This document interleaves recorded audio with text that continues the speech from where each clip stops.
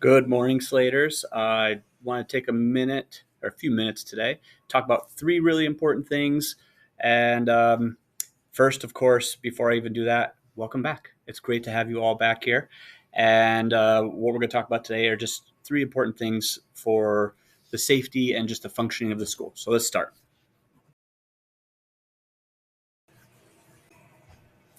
Okay, so safety drills are the most important thing. You can't have anything else in school really happen if we don't have a safe environment.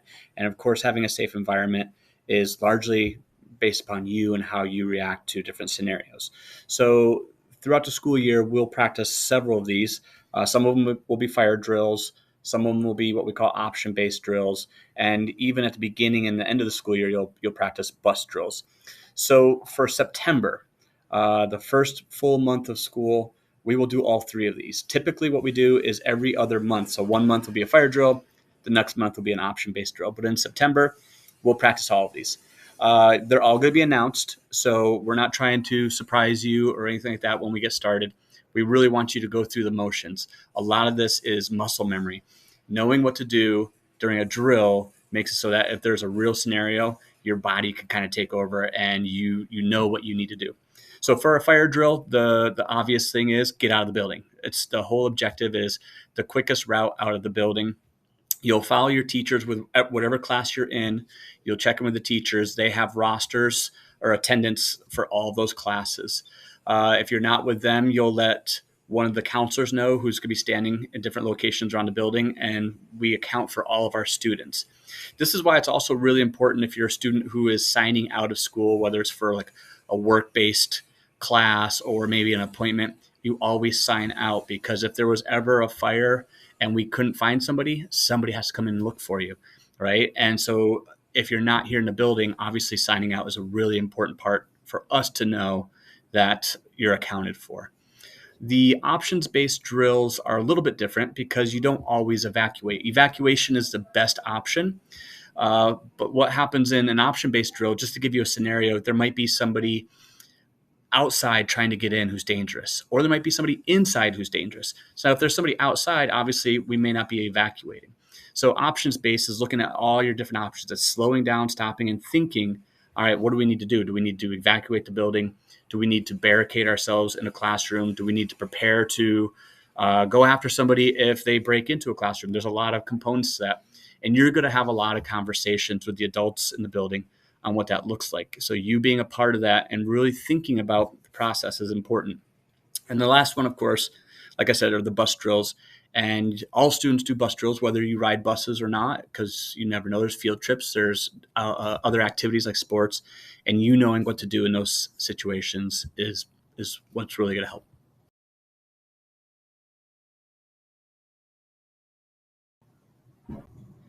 So next is our cell phone policy. Again, if you've been a student here, you know where we stand with this. We do have a very strict policy, and what it is about is we need to create a learning environment, and it's difficult to do that if we have a distraction during class. So our policy is no cell phones during class time. It doesn't matter if you're in class or if you're in the hallway, if you're using the restroom. If it is between the bells and it's class time, you cannot be on your cell phone. So the times you can be are in between classes. So when you're traveling through the hall to get from one class to the next when the bell has rung, or during lunch. All right. This is very similar to what would happen in a work environment, right? If you're on the job, some jobs, it's very unsafe to actually be on your phone. So if you're on the job, there's an expectation you shouldn't be on your phone. So if you're on a break, that's a little bit different. And we're trying to create that same environment here at the high school. Now, it might be a little bit different at the middle school. So if you're coming up and you're a freshman this year, you'll notice there's a little bit more freedom with that. But you have to be careful not to take advantage of that freedom and that you make sure you're following the rules. So in our process, if you're caught with a cell phone during class time, it gets taken away for that period. If it happens again, and it doesn't matter if it's in the same class or a different class, we track it through the whole building. If it happens a second time, it gets taken away for the day. And if it happens a third time, it's taken away for the day, and we call a parent or a guardian to come and pick it up. And then anything beyond that, the fourth time, fifth time, sixth time, same thing for the day, parent, guardian pick it up, but there's also an added after school detention for it. It seems harsh.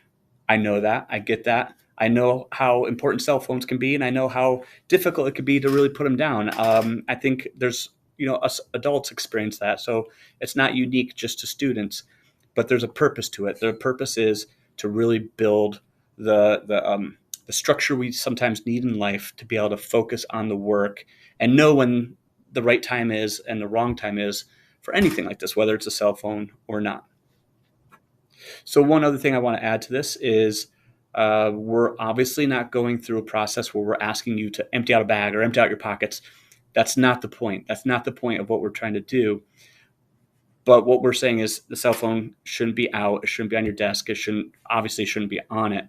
And we know that could be difficult for some folks. So we're going to have little stations in every classroom where if you choose and it's something difficult, or if a teacher recognizes it's difficult for you, you can go and put it into that station. It'll be safe. It'll be where you can see it.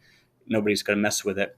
Same thing happens if you need to go and use the restroom and it's an issue, the phone has been an issue, then you might be asked to put it there while you go. Okay.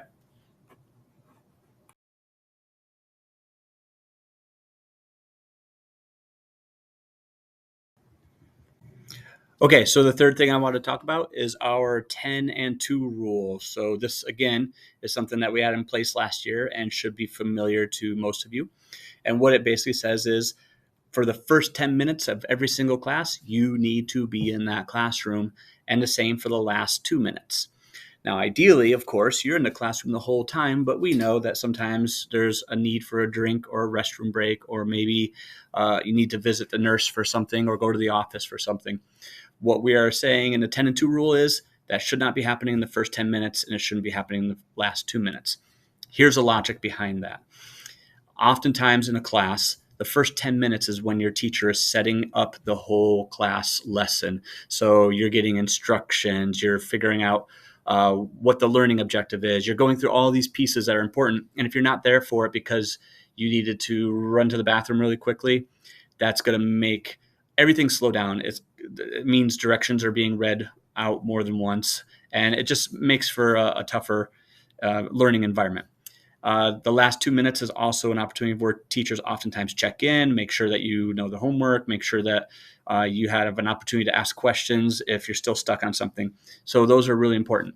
So make sure that you are in class during those times. And if you need to use a restroom or get a drink, that you're waiting until after 10 minutes. Now, there's an obvious caveat. There's an obvious catch to this. This isn't including emergencies. So while we say this, I want you to understand, like, if there's an emergency, if you're feeling really ill and you need to go to the nurse, that's a different scenario, right? That's something you need to communicate with your teacher, and they'll understand the difference between just needing to go to a nurse for something really simple, not a big deal, versus like, hey, you're really feeling sick and let's get you down to the nurse. That's a conversation with your teacher, though. And the general rule, though, is just to keep you into class where you are maximizing your opportunities for learning.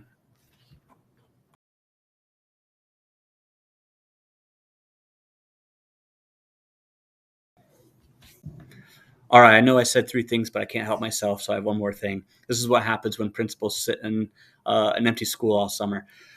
So this is a humongous thing, and we've talked a little bit about it already.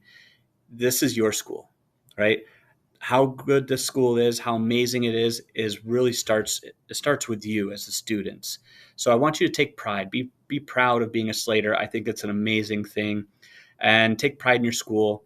And one way that we do that is by supporting each other. And by supporting each other, that doesn't mean we always have to agree. I think challenging each other is important, but we do it in a way that is respectful. We do it in a way that is allowing people to have a voice and making sure that you have a voice as well. And so I think from the bottom of my heart, one of the things that makes this school great is you taking the time to hear out your classmates and you making sure that you have a voice in the school. And these are all the pieces that make a school amazing. On top of that, there's going to be times possibly where you see things that don't really fit that value. I want you to be able to speak out. I don't want you to be a bystander. You always hear this. Don't be a bystander, be an upstander. And that means that when you see something that isn't right, you say something. There's a lot of adults in this building. I would want you to go to a trusted adult and do that. And that's another part that not only keeps the school safe, but it also helps to build the school that we deserve and that you guys deserve. All right. I hope you guys all have a great day. And we'll see you Tuesday. So have an amazing weekend.